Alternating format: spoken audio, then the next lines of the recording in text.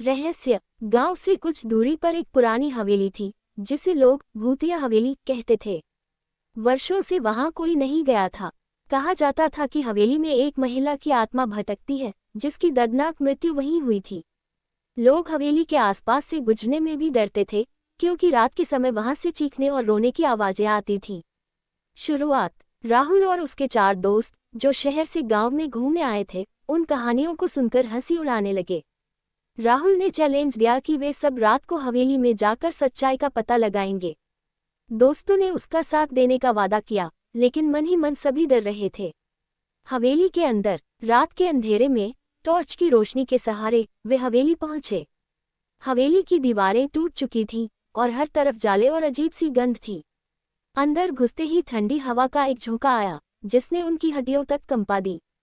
राहुल ने दोस्तों को समझाया कि ये सब उनका वहम है।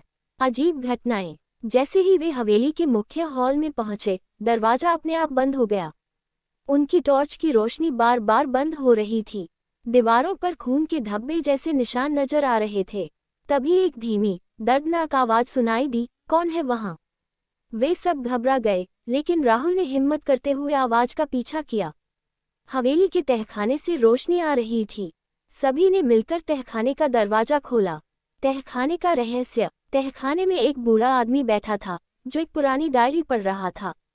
उसने उन लड़कों को देखकर कहा, तुम लोग भी चले आओ, मेरी कहानी सुनने। राहुल ने डरते हुए पूछा, आप यहाँ क्यों हैं? बूढ़े ने बताया कि यह हवेली किसी समय उसकी थी। उसकी बेटी राधा को गांव के कुछ लोगों ने जिंदा जलाकर मार डाला था, क्योंकि उन्होंने उस पर झूठे इल्जाम लगाए थे। उसकी आत्मा आज भी न्याय की तलाश में यहाँ भटक रही है। राधा का प्रकट होना। बूढ़े की कहानी खत्म होते ही अचानक तहखाने में राधा की आत्मा प्रकट हो गई। उसका चेहरा जले हुए और दर्द से भरा था। उसने लड़कों से कहा, तुम लोग मेरे पापा को यहाँ से ले जाओ। मैं उन्हें यहाँ अकेला नहीं देख सकती।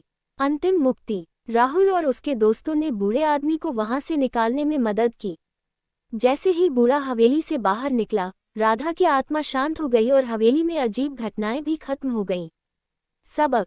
इस घटना के बाद राहुल और उसके दोस्त समझ गए कि हर कहानी के पीछे कोई सच्चाई होती है। उन्होंने उस बूढ़े आदमी की मदद की और गांव वालों को भी उसकी सच्चाई बताई। हवेली अब खंडहर बन चुकी थी, लेकिन उसकी डरावनी कहानियां हमेशा के लिए खत्म हो गईं।